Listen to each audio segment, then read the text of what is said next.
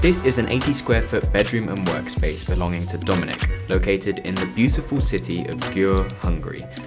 As a 19-year-old student, this is the room where Dominic spends most of his time, using this space for sleep, study and relaxation, as well as a place to store his clothing and other possessions. The problem is that this space measures just 4 feet wide and 20 feet long, which just so happens to be the same length and half of the width of a standard shipping container. And along with the fact that it doesn't appear to have any windows, it makes this space strikingly similar.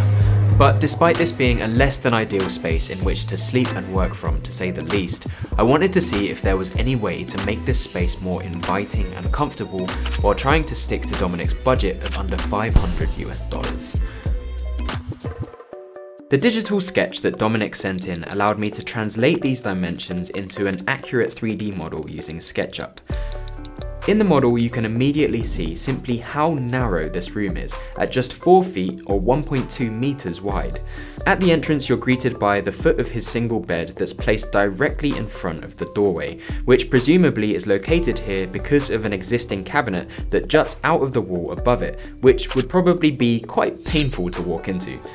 This section of the room doesn't look like it currently has any lighting, and the perimeter around the bed is just over 1 foot wide, which means that you have to shimmy your way around the bed to get to the back of the room without losing your balance or stubbing a toe.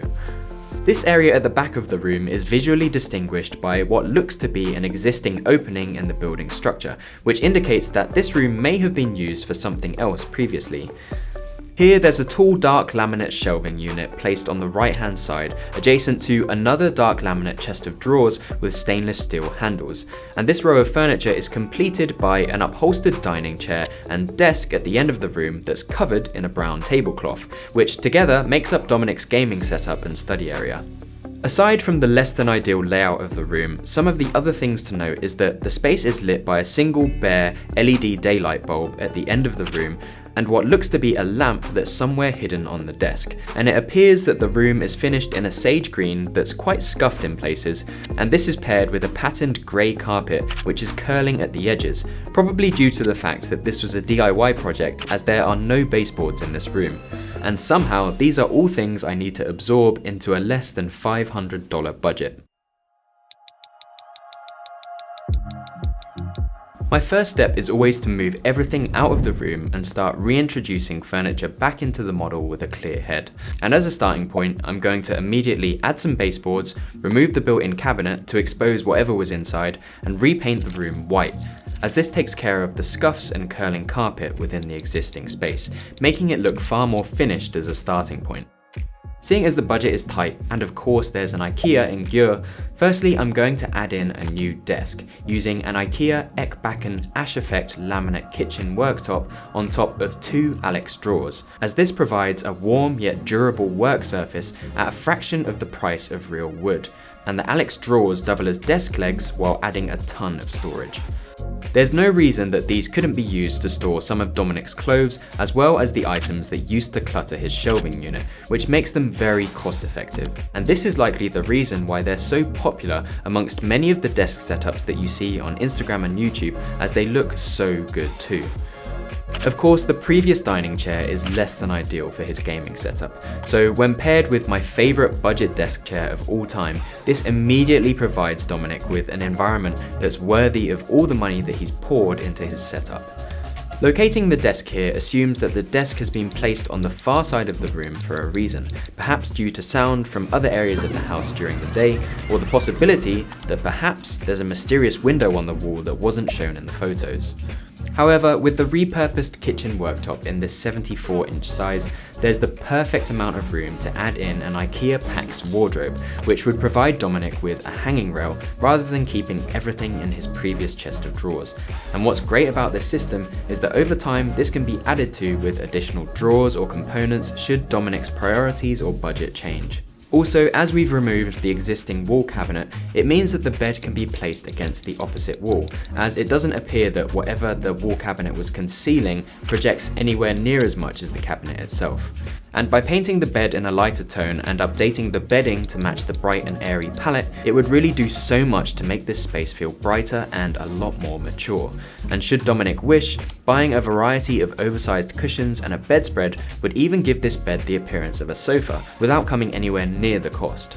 And finally, because light has an enormous effect on our mood, energy levels and circadian rhythm, by swapping out the existing bare bulb fixture for a ceiling mounted LED panel, it creates a softer light and makes the room feel taller. And by fixing some LED strip lighting behind the monitor and below the desk for ambient light and adding a floor lamp near the entryway, it really increases the light level in the room as a whole whilst making it a lot more pleasant too, which helps to make up for its lacking in natural daylight. With the major functional items in the room taken care of, by simply adding some feature paint to match the height of the desk area, this really helps to ground the placement of the bed against the wall, while adding some visual interest to the room too. And after adding a simple side table and a mirror to make the room feel larger, together it makes this space feel a whole lot more cohesive and well thought out than it did previously.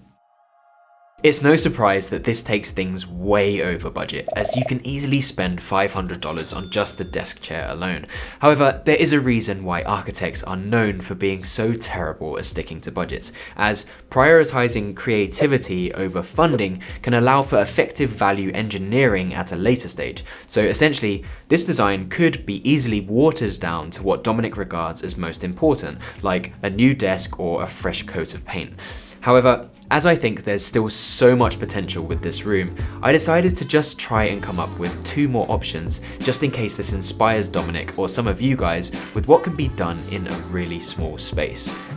Assuming that you're willing to get your hands dirty, arguably the best way to get more space in a room is to utilize any blank walls. And under the assumption that Dominic is in good health and isn't much taller than the global male average of 5'9", a loft bed could, in theory, be easily constructed between the span of these 2 walls by fixing wall plates to the existing structure and spanning bed slats across a timber frame, as the room is almost identical in width as a small double mattress. This would solve the problem of the narrow space around the existing bed near the entryway, as it relocates the bed to the back of the room, and this could be constructed in a way to provide the same headspace as a typical loft bed, which could allow the desk setup to be placed underneath it, providing just the right amount of height for you to comfortably wheel yourself under and get to work. Of course, this probably isn't a great solution if you're claustrophobic, but it frees up so much space in the remainder of the room, which could be used for storage using a wardrobe and his existing furniture, which again could be painted white with a shellac-based furniture paint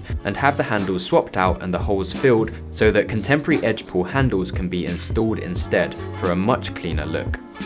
Of course, this option assumes that he's not afraid of a little DIY and has a drill and a handsaw, and of course it follows the idea that noise is the basis for the desk being at the far end of the room. However, alternatively, this option could be adapted to be even more versatile by adding in an even larger desk by the entryway, equipped with kitchen cabinetry above it for storage. And then the loft bed could be lowered to create a more comfortable height for sitting in bed, which allows the more compressed space below it to function as a closet, utilizing coat racks and other storage furniture on wheels to store clothing and other items.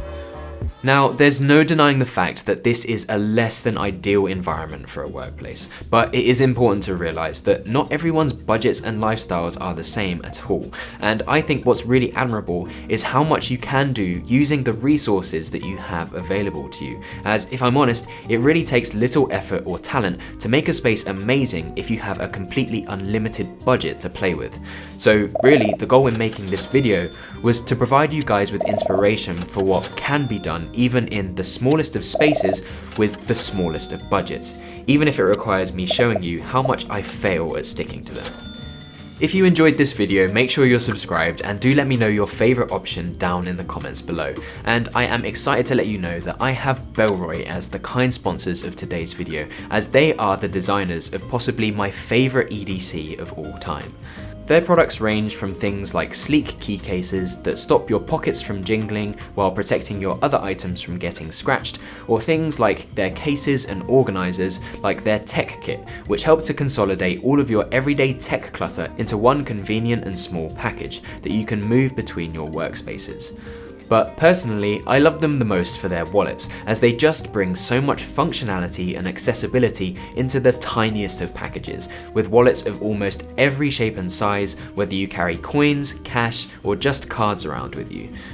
You'll also be happy to know that Bellroy are a certified B Corp, so you can be assured that they're environmentally and socially responsible with their practices too. And with the holiday season coming up, I should let you know that in the past, I found that they make for great gifts. So if you know someone with a bulging and oversized wallet or an unorganized and messy handbag, be sure to check them out using my link in the description for 10% off. And check out my other videos on screen and all of the products from this video down in the description below.